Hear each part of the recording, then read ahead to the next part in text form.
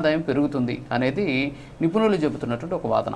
సరే, ఇప్పుడు మీరు మిగులు బడ్జెట్ లేదు, రాష్ట్రం అధోగతి పాలైపోయింది అనేసి మీరు చెప్తున్నారు. ఇలాంటి సందర్భంలో ఇన్ని లక్షల కోట్లు ఖర్చు పెట్టాలి, ఇన్ని వేల కోట్లు ఖర్చు పెట్టాల్సినటువంటి అవసరం ఏంటి అనేది మీ ప్రశ్న. మీకు నేను స్ట్రైట్గా అడుగుతున్నటువంటి ప్రశ్న. ఒకసారి పీసీఆర్ అదే ఆ డాక్యుమెంట్ ఒకసారి ప్లే చేయండి.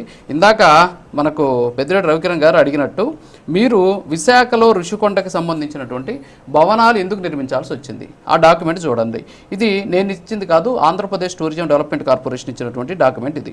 సో ఇక్కడ చూస్తే మనం ఆ ఋషికొండకి సంబంధించినటువంటి భవనాన్ని చూస్తే దాదాపు 451,67 రూపాయలు ఖర్చు పెట్టారు.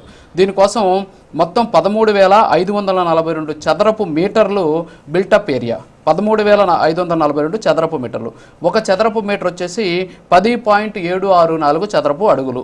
అంటే 13,542 చదరపు మీటర్లు ఇంటూ 10.764 చదరపు అడుగులు కలిపితే మొత్తం 1,45,748 చదరపు అడుగులు వస్తాయి. దీన్ని మొత్తం విస్తీర్ణంతో మొత్తం ఖర్చు 451,67 మనం కానీ డివైడెడ్ బై చేస్తే 30,990 రూపాయలు ఒక చదరపు అడుగుకు అవుతున్నటువంటి ఖర్చు. ఇది నేను చెప్పట్లేదు, ఆమ్రపాలి ఐఏఎస్ ఆఫీసరు ఆమె ఇచ్చినటువంటి రిపోర్ట్లో ఉన్నటువంటి మొత్తం. దీనికోసం ఏమేమి నిర్మించారు అనేటటువంటి అంశాలు కూడా మీరు అందులో చూడొచ్చు, మొత్తం ఎంతంత నిర్మించారు అనేసి.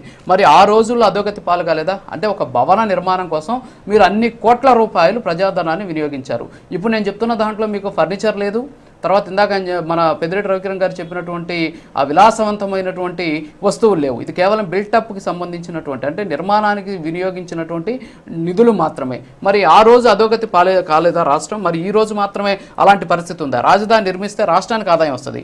ఇప్పుడు ఋషికొండ ద్వారా ఎవరికి ఆదాయం వస్తుంది? ఈ రోజుకి కూడా నెలకు 25 లక్షల రూపాయలు ఖర్చు వస్తుంది దానికి. ఈ రోజుకి కూడా 25 లక్షలు దానికోసం ఖర్చు పెట్టాల్సి వస్తుంది. దాన్ని ఎందుకు పనికి రాకుండా? మరి దీనికి మీ దగ్గర ఆన్సర్ ఉందా?